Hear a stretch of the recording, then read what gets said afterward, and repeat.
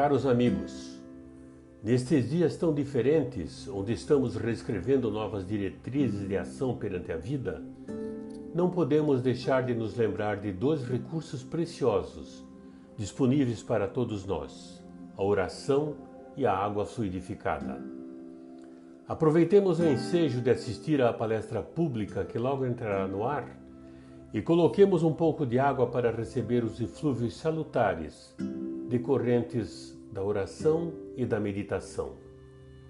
Emmanuel, no livro Segue-me, da Lavra Mediúnica de Francisco Cândido Xavier, disse-nos que a prece intercessória e o pensamento de bondade representam irradiações de nossas melhores energias. A criatura que ora ou medita exterioriza poderosas forças que, ao influenciar em uma taça singela de linfa potável, condensam princípios salutares que aliviam e sustentam, ajudam e curam. Aproveitemos, pois, esses instantes de profundas reflexões sobre os reais valores da vida para recolher estas bênçãos num pequeno gole de água pura, que, de igual forma como aquelas que recebíamos em nossas casas espíritas, irão dessedentar nossas almas e corações. Muita paz. Sociedade Espírita Renovação.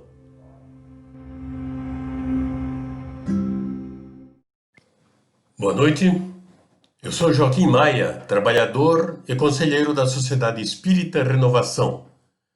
Neste mês de setembro, estamos comemorando 36 anos de fundação de nossa casa. Para tanto, as palestras do mês foram programadas de modo a lembrar mais um ano de trabalho da SER na divulgação da doutrina espírita. Como habitualmente fazemos, lembramos que a programação das palestras está disponível nos nossos canais de divulgação pela internet, ou seja, em nossa página www.ser.org.br e nos nossos respectivos perfis no Facebook, Instagram e Twitter. Hoje a palestra estará a cargo do nosso amigo Paulo Davi Chwinski e versará sobre o tema O Espírita e o Espiritismo. Paulo está vinculado ao Centro Espírita Paz, onde atua como presidente, conselheiro, coordenador de juventude, expositor, coordenador de grupos de estudos, atuante na área da assistência social, esclarecedor e dirigente da reunião mediúnica e membro do departamento doutrinário. É o atual presidente da União Regional Espírita Norte, URI Metropolitana Norte de Curitiba. É fundador do Instituto Semeando a Paz. Além disso, Paulo atua no Grupo de Assistência Fraterna junto ao Hospital de Dermatologia do Paraná, atividade ligada à Sociedade Espírita Renovação de Curitiba. Profissionalmente, é empresário. Que Jesus nos abençoe e a todos uma boa palestra.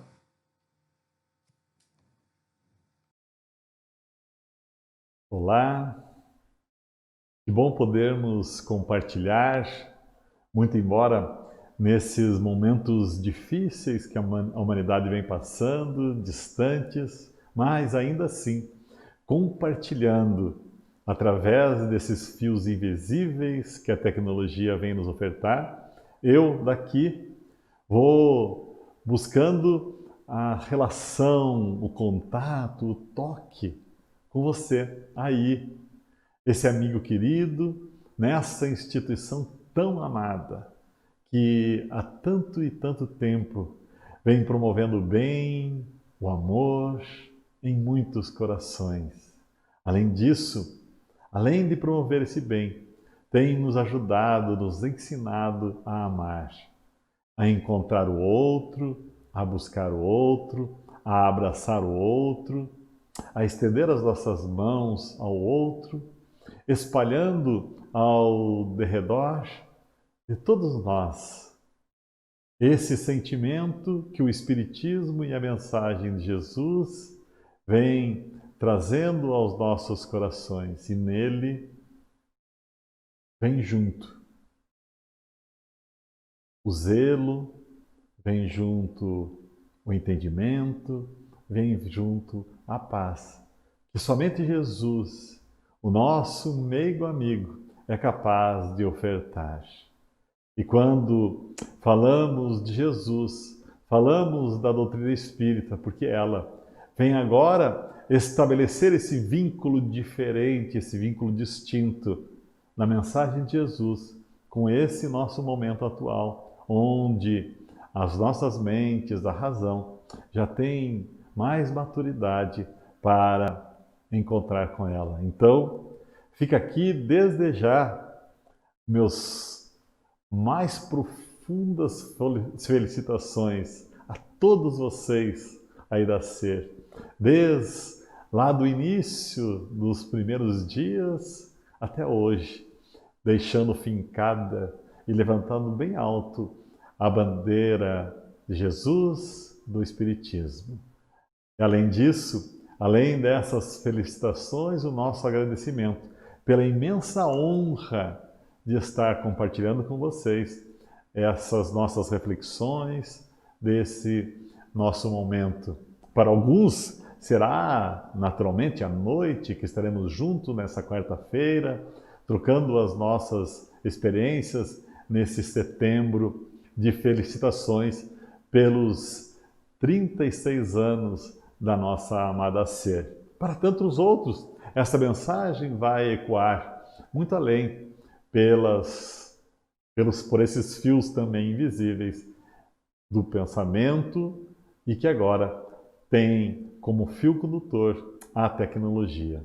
Obrigado pelo convite. Obrigado por aqueles que têm nos dado o suporte aí por trás das câmeras para deixar tudo isso pronto para que possamos deixar para essa posteridade, para esses irmãos que estarão conosco. Portanto, repetimos, felicidades, Sociedade Espírita Renovação, e muito obrigado por tudo que já fez por mim, em especial, por minha família, por todos nós, que fomos acolhidos por irmãos. E quando esta palavra sai da nossa boca, muito mais do que simplesmente um termo, é antes um sentimento profundo de amor por todos vocês. Obrigado a todos que continuam acolhendo, a todos nós, no seio dessa amada instituição. Assim, nós queremos iniciar a nossa conversa, que terá como o viés nós, os espíritas, e o espiritismo, que a gente faça uma relação entre o espírita e o espiritismo. Para isso, eu quero me basear numa frase, numa reflexão bastante singela, entretanto extremamente profunda na sua concepção. Ela é a mensagem que traz para nós uma maçã.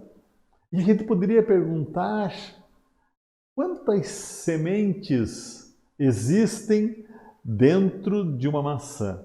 E essa resposta pode ser simples ao descascarmos, ao nos alimentarmos do seu fruto, encontrarmos nela e contarmos ali quantas sementes encontramos na maçã. E a resposta vai ser muito simples. Entretanto, a pergunta que não quer calar é: depois de termos as sementes, quantas maçãs tem numa semente? E aí eu me apoio nesse autor que pronunciou essa frase, Robert Schuller, que diz o seguinte: quando qualquer um pode contar as sementes em uma maçã, mas só Deus pode contar o número de maçãs em uma semente. Ao nos depararmos com essa reflexão, nós queremos fazer a relação justamente do espírita com o espiritismo. Queremos falar de nós, enquanto indivíduos que somos capazes de produzir através do entendimento da mensagem espírita. E ao olharmos mais adiante, enxergarmos o fruto do nosso trabalho e percebemos quantos e quantos são tocados por essa mensagem. E aí vem a nossa reflexão por esse aniversário da Sociedade Espírita Renovação, que faz-nos perguntar: quantas pessoas já foram tocadas pela SER?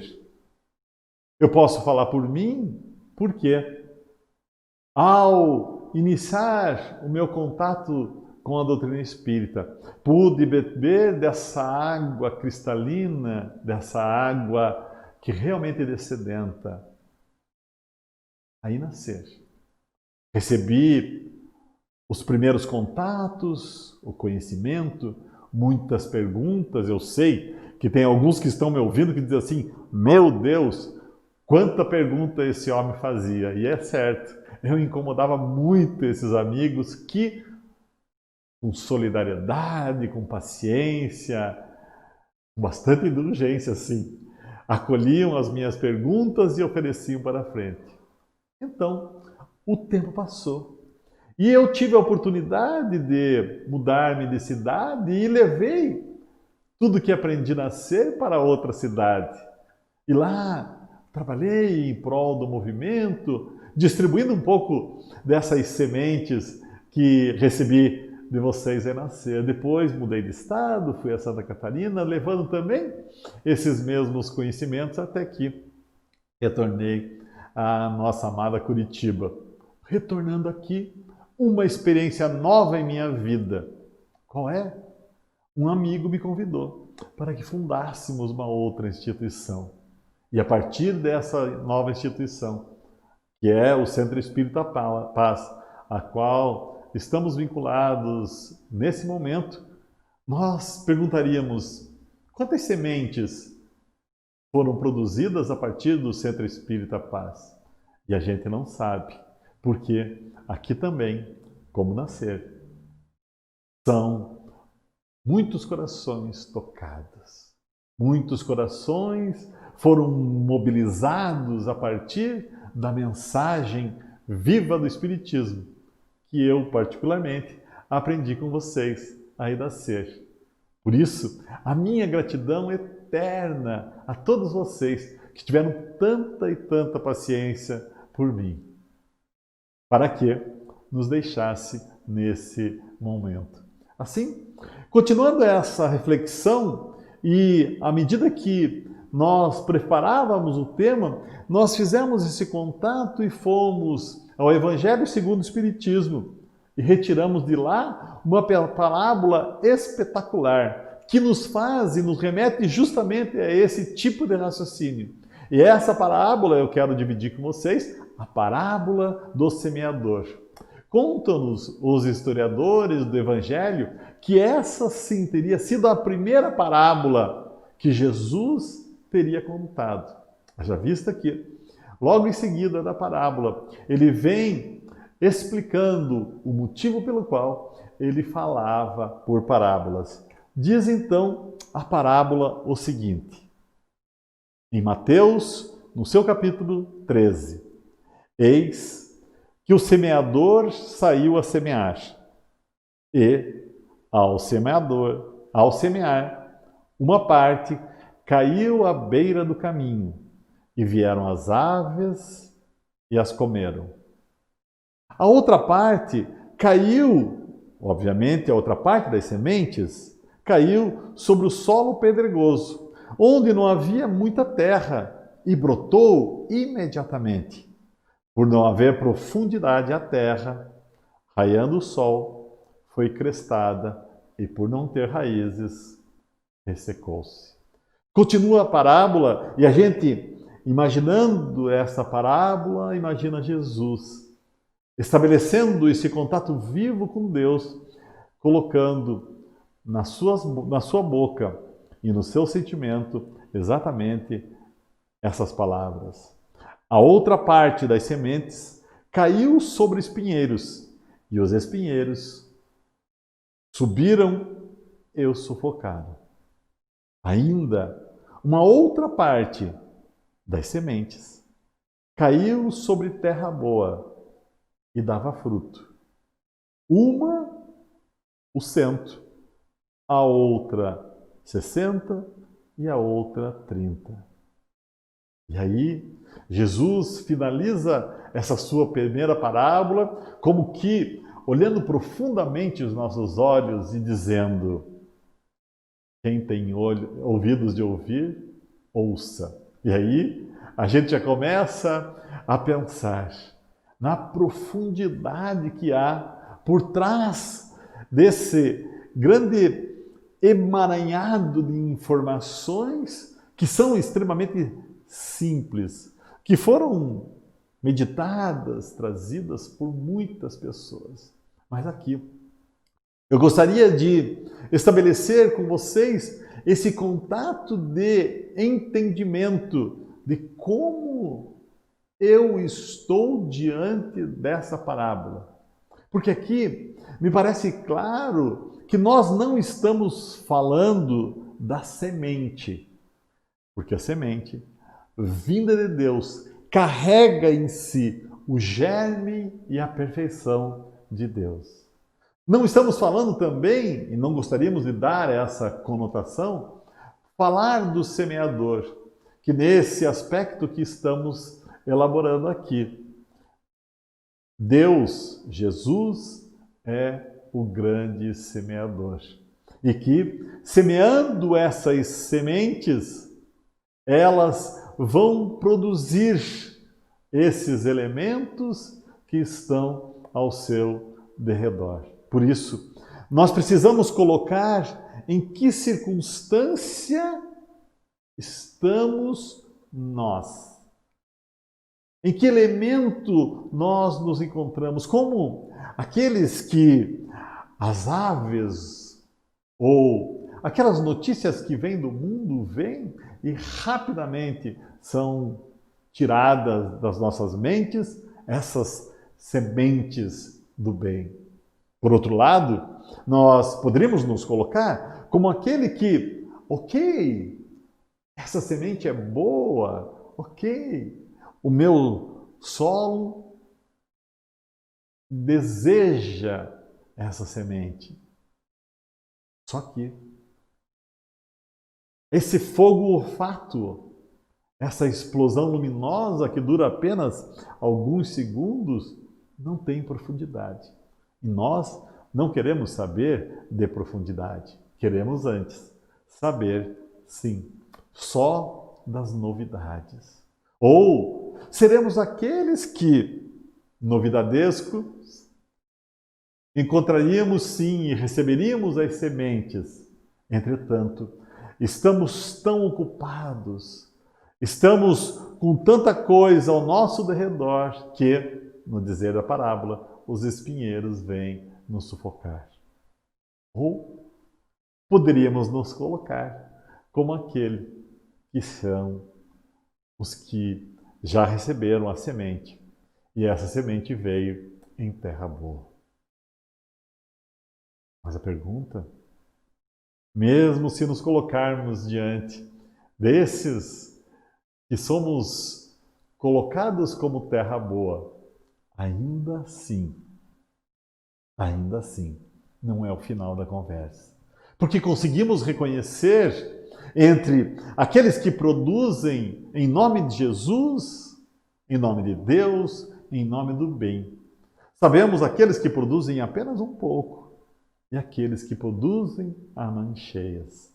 E assim encontramos verdadeiramente aqueles espíritos resolutos, aqueles espíritos que trazem em seu coração, trazem nas suas mãos, nas suas ações, um poder para carregar consigo multidões. E sim, produzem e produzem muito. Esses são os bem-amados de Deus, aqueles que têm o nome escrito no livro dos céus ou no livro da vida. Assim, queridos irmãos, quando nós falamos do espírita e o espiritismo. É disso que nós estamos querendo falar. Por quê? Porque podemos nos reconhecer como espíritas, somos aqueles que recebemos essa água maravilhosa que descedenta, nós que já conseguimos colocar a nossa mão na charrua, sim. Mas o que temos feito dessa mensagem espetacular de Jesus, essa mensagem espetacular que o Espiritismo vem nos ofertar? Essa é uma pergunta retórica, sim. Porque eu não quero que você responda em voz alta, mas gostaria, assim como Jesus deixou para nós, que fizéssemos uma reflexão profunda acerca dessa mensagem e acerca de que, como eu tenho me portado diante de uma mensagem tão robusta e tão maravilhosa como é a mensagem do Espiritismo. Portanto, falando na doutrina espírita, é necessário que também tragamos para a nossa reflexão a mensagem de Kardec. E não é por outro motivo, já que eu citei lá no início que fomos buscar no Evangelho segundo o Espiritismo, vem a parábola do semeador e logo em seguida a parábola do semeador, um texto espetacular trazido por Lázaro. E esse texto maravilhoso, ele intitula-se O Dever. E uma partezinha dele eu trouxe para a nossa reflexão. Diz o seguinte: o homem que cumpre o seu dever ama a Deus mais do que as criaturas e ama as criaturas mais do que a si mesmo. Então Lázaro vem justamente nos encaminhar o raciocínio. Vejam, parábola do semeador, ela encerra-se nesse processo de entendimento na terra boa e logo em seguida a análise de Kardec, a instrução dos espíritos, vem Lázaro dizendo para nós do dever. E quando nós entendemos o dever em nossas vidas, conseguimos perceber o quanto Deus tem nos favorecido. E a pergunta é: o quanto temos favorecido aqueles que estão ao nosso derredor e necessitam de nós? Porque eu lembro de uma reflexão que eu jamais tinha feito, mas que me chamou muita atenção, que veio a partir do seguinte: que aqueles que estão acima de nós, ou seja, aqueles que já caminharam mais do que nós, têm o dever de nos cuidar. Nessa parte da história, eu fiquei muito feliz, porque daí, eu olhando para cima, vendo Francisco de Assis, Jesus, Lázaro, Kardec, Teresa de Calcutá, Irmã Dulce, Divaldo, Chico, vendo esses espíritos magnânimos, eu fiquei pensando assim: pois bem, já que aqueles que já caminharam mais têm o dever de nos atender, ok, eu estou bem, eles estão em dívida comigo. Eu sou carente do dever que eles têm a me oferecer. O dever de me ajudar é deles. Ok? Essa é a parte boa da história. Essa é a parte que a gente se acomoda com a história para o deixar mais claro. Entretanto, há um outro aspecto, o aspecto que nos faz perceber o dever que nós temos a partir do momento que conhecemos a doutrina espírita, a partir do momento que conhecemos a mensagem de Jesus. E daí, o dever passa a ser nosso em relação àqueles que ainda não conhecem.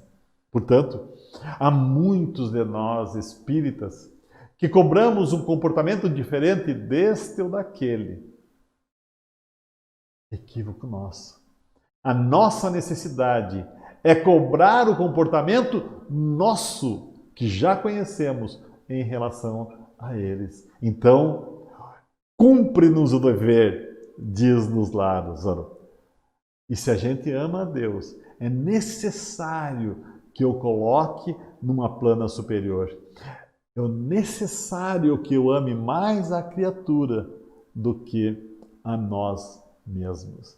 Então, essa virada de página que a mensagem de Lázaro, que é intitulada O Dever, faz em nossas vidas, deixa-nos enrubrecidos diante dos equívocos, diante dos momentos que nos afastamos desse dever.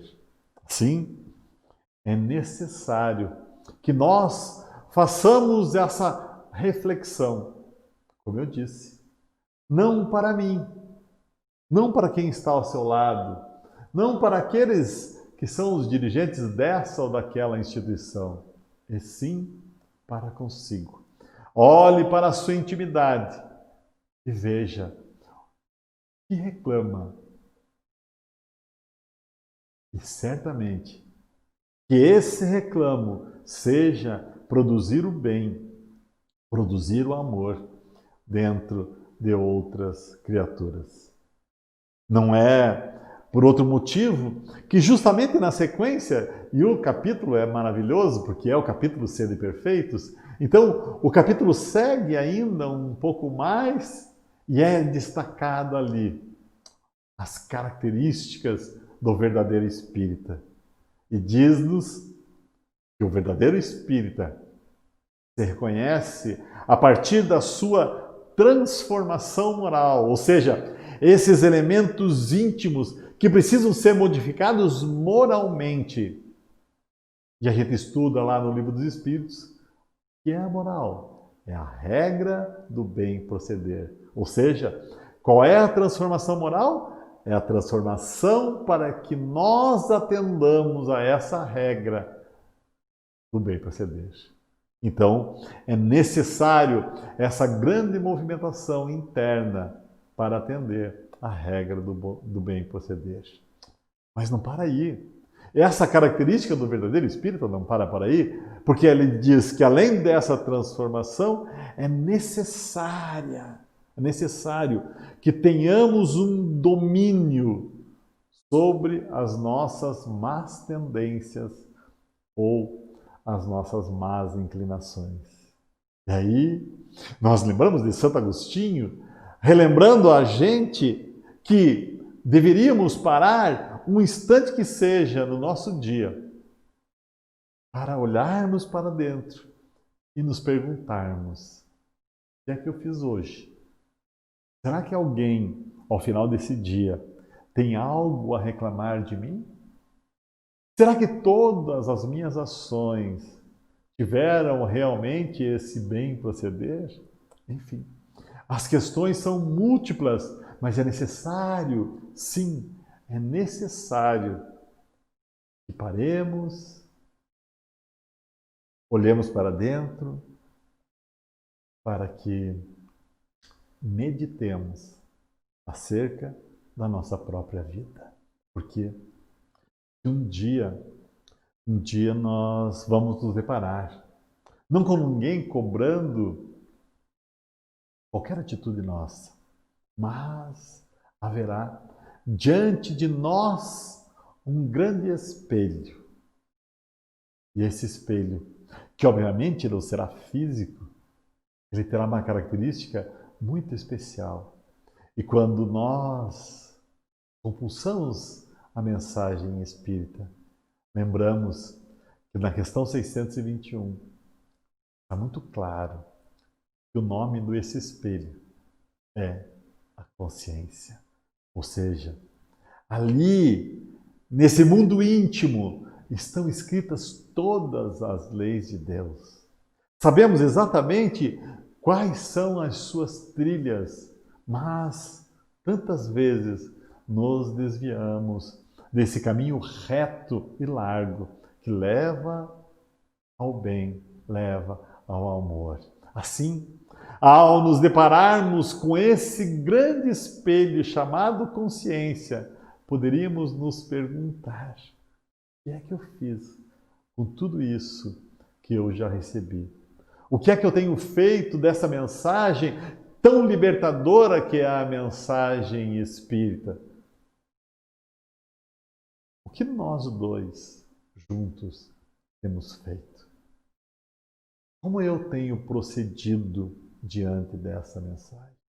E aí, querido irmão, querido amigo, nós vemos nesses dias, e nesses dias apenas, a nossa reflexão. Mas Jesus realmente é um espírito espetacular.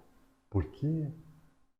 Porque ele já disse tantas coisas há tanto tempo e a gente não se dá conta. Por isso, eu trouxe mais uma pérola que nós resgatamos da mensagem dele. E essa pergunta, ou essa nova pérola, é uma pergunta que Emmanuel vem fazendo um estudo a respeito dele e ele pergunta: que fazeis de especial?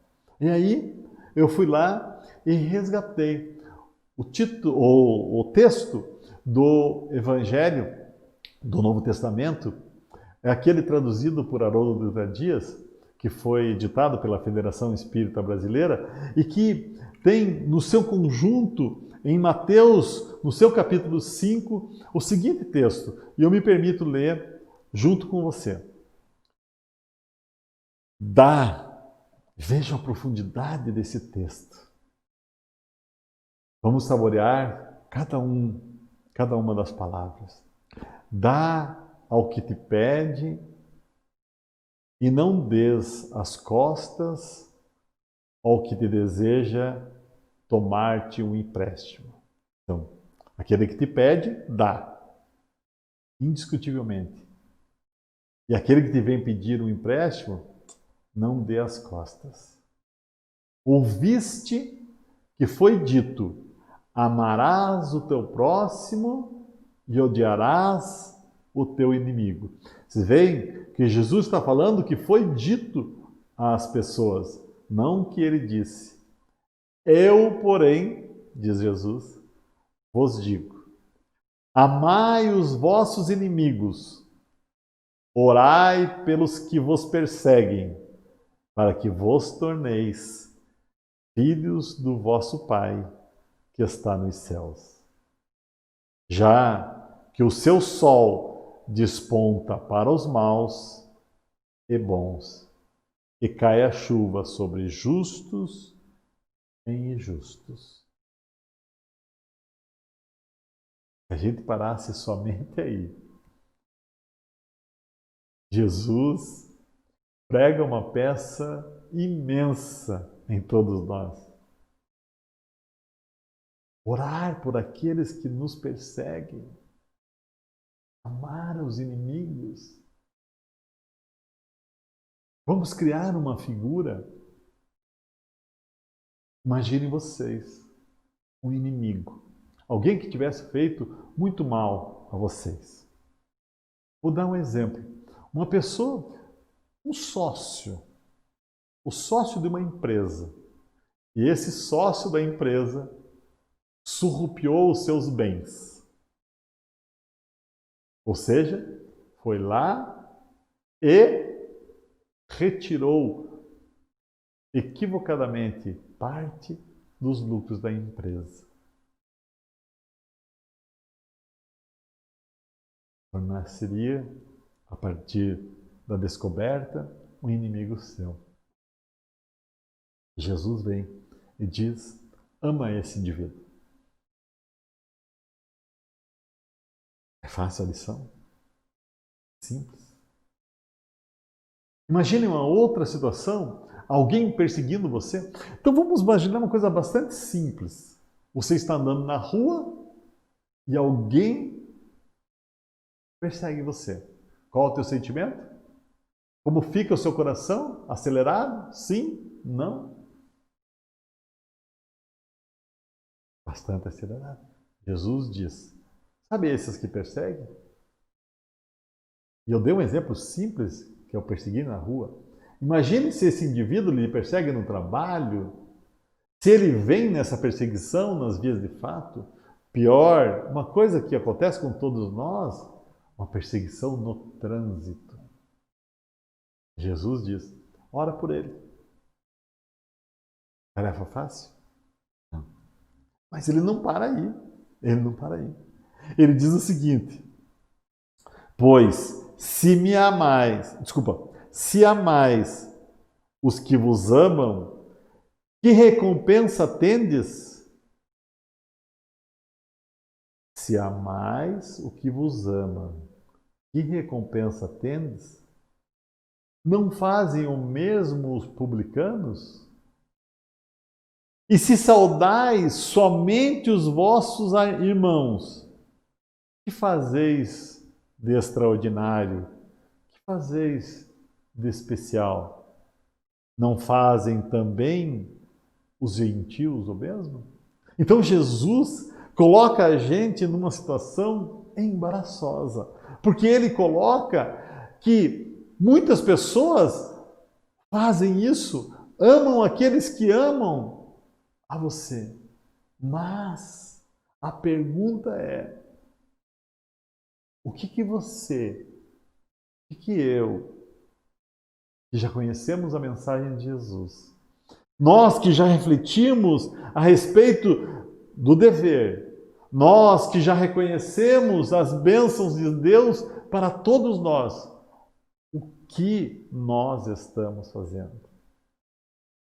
Mais do que isso. Porque ao conhecer essas coisas, nós precisamos fazer algo além. Eu estou aqui nessa pequena sala com a minha amada esposa, a Beth, conhecida de todos lá na Serra. Ela se desdobra em cuidar de mim, em me dar o seu melhor. Eu a amo, assim como eu tenho certeza que ela me ama. Se fizer somente a ela, o que eu estou fazendo de diferente? Quando eu vou a ser, eu me sinto abraçado por todos, eu sinto o carinho dessa convivência estreita desde esses 34 anos de convivência fraterna. Mas o que eu preciso fazer em retribuição a esse amor tão profundo que essas pessoas fazem por mim, ou têm por mim? É preciso oferecer algo a mais. É necessário dar algo de diferente. E é exatamente esse algo a mais, esse algo diferente, que Kardec trouxe da mensagem de Lázaro, falando a respeito do dever, desse caminho árduo muitas vezes, porque a nossa primeira reação, a nossa primeira motivação para alguém que nos faz mal é repulsar, é reprimir, é tirar de lado, é expulsar da nossa convivência. Mas Jesus pergunta: amar aqueles que nos amam é muito simples. O que você faz de diferente? O que você faz de especial a partir do conhecimento? Por isso, nós retornamos a Kardec para trazer ainda uma outra reflexão dentro desse mesmo aspecto, quando ele fala dos bons espíritas. E o texto nesse capítulo é o seguinte: bem compreendido, mas, sobretudo, bem sentido, O Espiritismo leva aos resultados expostos, está colocado acima desse texto, como o homem de bem, que caracterizam o verdadeiro espírita como o cristão verdadeiro, pois que o um e o mesmo é que o outro. Está exatamente nesse capítulo 17, sede perfeitos. E aqui, meus irmãos, eu poderia estabelecer uma série de conceitos espíritas, como conceitos da reencarnação, da vida após a morte. Nós poderíamos falar da sobrevivência do ser, da mediunidade, da comunicabilidade entre os espíritos, desses espíritos que vêm depois da sua morte corporal, para estabelecer conosco as relações. E o Espiritismo olha e enxerga esse processo com mais simplicidade do que outros. Poderia aqui falar dessa miríade de mundos que estão habitados. Podia falar de tantos conceitos espíritas, mas verdadeiramente não são apenas eles que são importantes. Sim, é extremamente conhecermos os conceitos espíritas. É muito importante que estudemos profundamente as leis que regem as relações entre os homens e o mundo espiritual. É muito importante que estabelecemos as conexões de pensamento a partir do conhecimento da ciência espírita. Sim, tudo isso é de uma valia que não é por nós compreendida de todo. Porque ensina-nos Kardec que é necessário que debrucemos-nos por muito tempo para conhecermos uma ciência como o Espiritismo. Entretanto, não é apenas isso. Não é conhecer ou recitar conceitos espíritas que estabelece-se como sendo o verdadeiro espírita. Até porque, como citamos atrás, naquele conceito do verdadeiro espírita, não diz ali em nenhum momento aquele que conhece profundamente a doutrina espírita. Não. Não diz ali na caracterização do homem de bem que a gente deveria conhecer as questões do Livro dos Espíritos. Como não disse o Evangelho de Jesus, que seria um cristão aquele que conhecesse o Evangelho de Jesus. Até porque, ao tempo de Jesus, ele não tinha sido escrito ainda. Como é que Jesus escreveu o seu Evangelho? Pergunta você.